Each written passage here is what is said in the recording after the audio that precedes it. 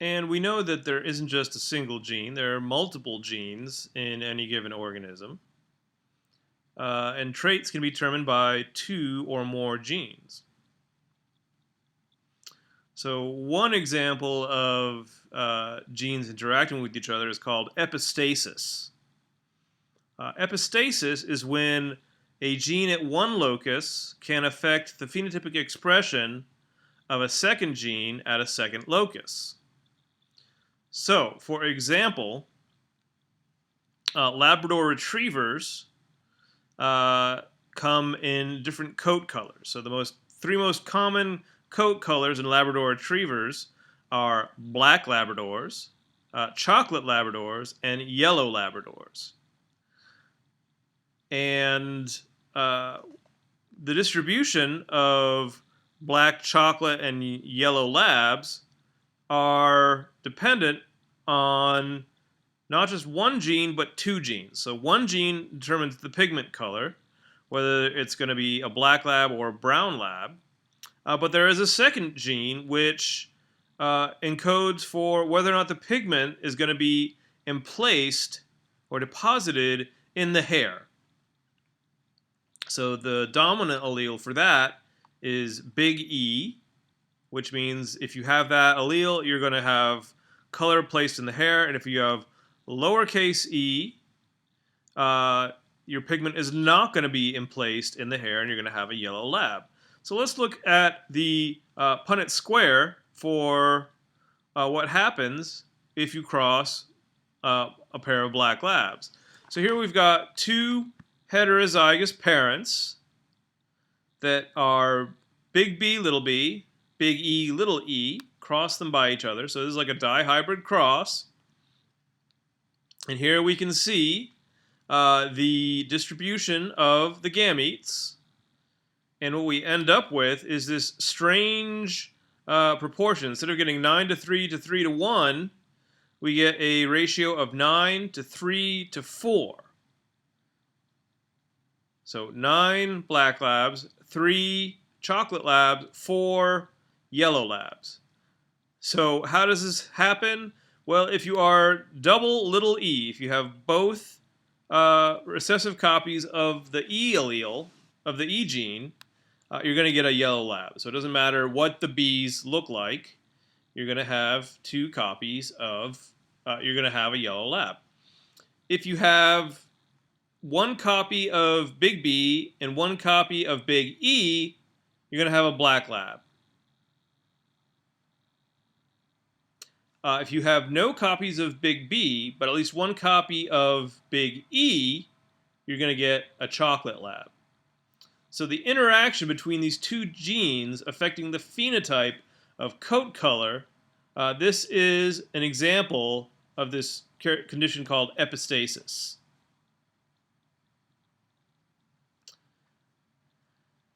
But it can go even further.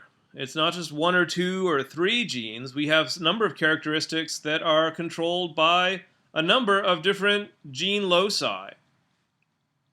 So often, quantitative characteristics, characteristics that vary along a continuum, things like height or skin tone, these are polygenic characteristics, meaning you've got multiple genes with multiple alleles at multiple loci, all contributing to a single phenotype.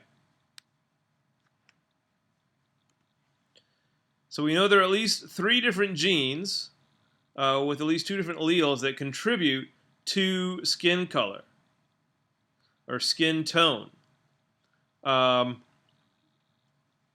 ranging from a very, very pale skin tone to a very, very dark skin tone. So you can see we end up with having at least 6 different phenotypes that arise from having these several genes with multiple alleles. We also know that your appearance is based on your environment. So often, the way that you're raised can contribute to how tall you are, for example. There are multiple genes involved. Maybe you've got two tall parents, and that's a reason why you may be tall, but if you don't have a healthy diet as you're growing up, you won't be as tall as you would be if you had a healthy diet.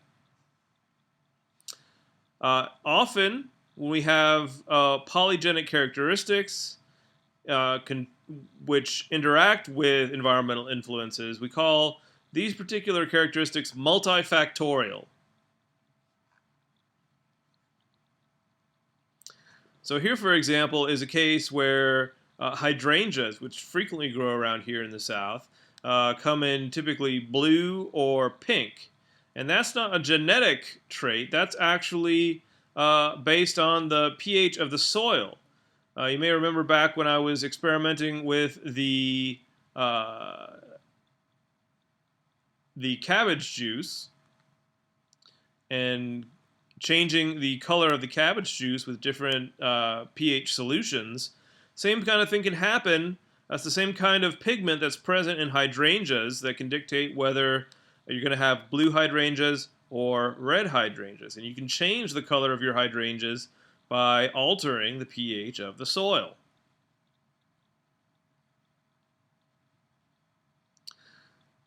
So, what an organism looks like, why you look like you and why I look like me, is going to be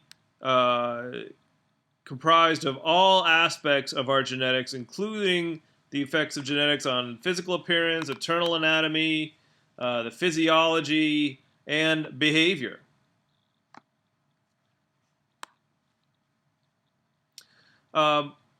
Now, as humans, we are very interested in how traits are passed on from one generation to the next, why we get certain characteristics from our parents and not certain others. But we can't do breeding experiments with humans like we do with garden peas or with Labrador retrievers or with snapdragons for a number of reasons. First of all, it's unethical to try and perform these experiments. So that rules it out right there. But there's a number of practical reasons why we can't do genetic experiments on humans. Our generation time is too long. We don't get a whole lot of data from trying to breed humans. It's as simple as that. Parents produce relatively few offspring. So getting to see the results of breeding lots and lots of children, even if you have a large family, compared to what a pea can produce, a single pea plant can produce dozens and dozens of offspring. A single human mother would have a hard time having as many as 12 children.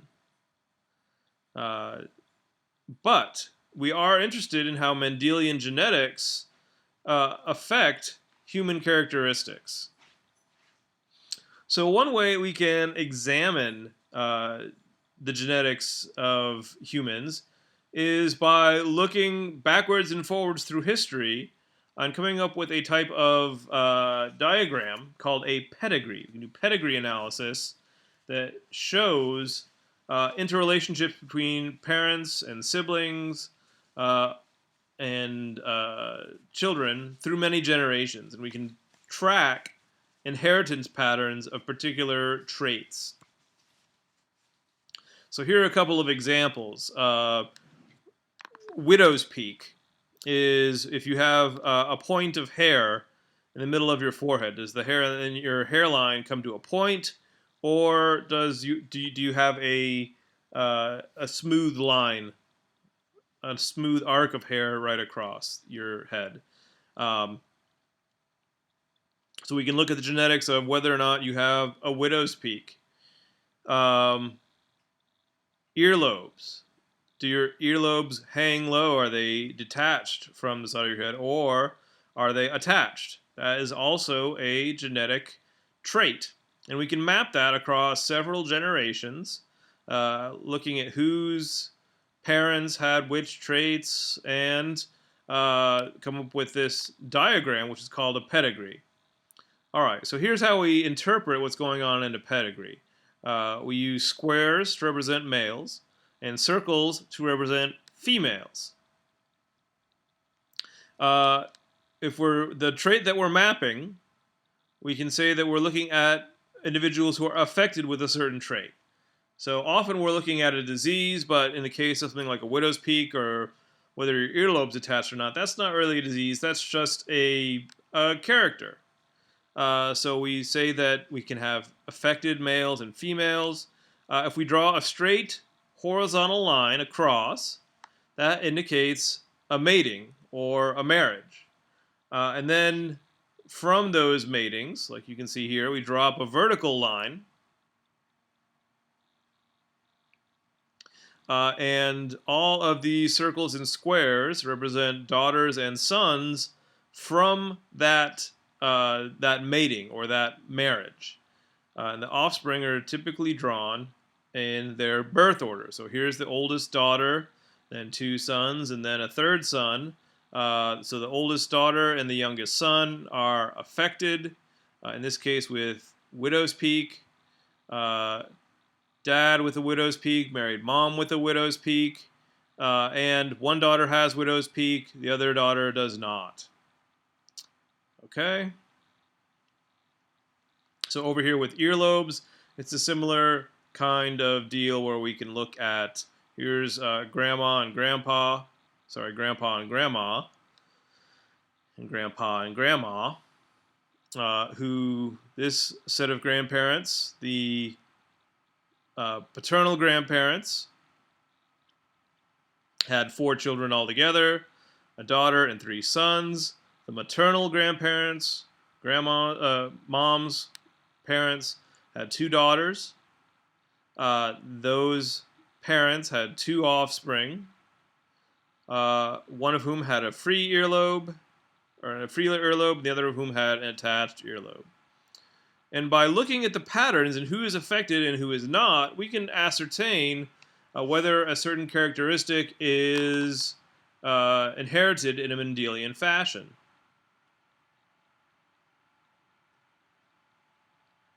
So maybe we know something about the genetics of the particular characteristic, or maybe we don't. Maybe we're trying to infer what the relationship is.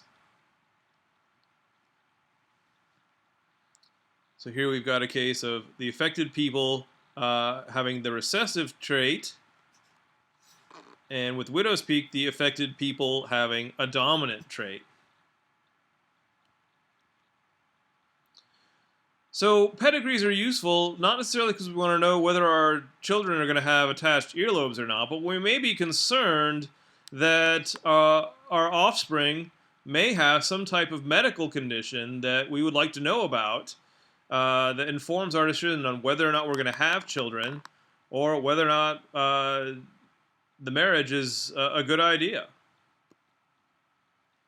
Because there are a number of disorders that are inherited in a recessive manner, and there is a number of factors to consider. Some are relatively minor, some are life-threatening. So when we consider recessive disorders, one of the dangers with recessive disorders is that we can have the gene for a recessive disorder and not necessarily know it. We can have it, and if you have a dominant allele, you are masking the presence of a recessive allele. And if your partner is also carrying that allele, if they are a carrier, then that means you have a 1 in 4 chance of producing offspring that are going to have a particular disorder. Now, albinism is a recessive condition that occurs in a number of different organisms. It's not just people. You see albinism in deer and reptiles. There are a large number of organisms that have this particular condition. So how do albinos, where do they come from, genetically speaking? They come from parents that are either albinos or are carriers of the albinism gene. So this little girl has albinism. Her older sister does not. And you can see, given that the older sister does not, we can assume that the parents are both of the normal phenotype. So we look at the Punnett square from crossing two parents that have the normal phenotype, but are carriers of the albinism gene, and we can see that there is a 1/4 chance of an offspring having albinism. Now, what is the genotype of the sister? Well, since we know that she is of the normal phenotype, there's a 1/3 chance that she does not have the albinism gene, that she is not a carrier, and a 2/3 chance that she is a carrier and that she will have that albinism gene to pass on to her offspring.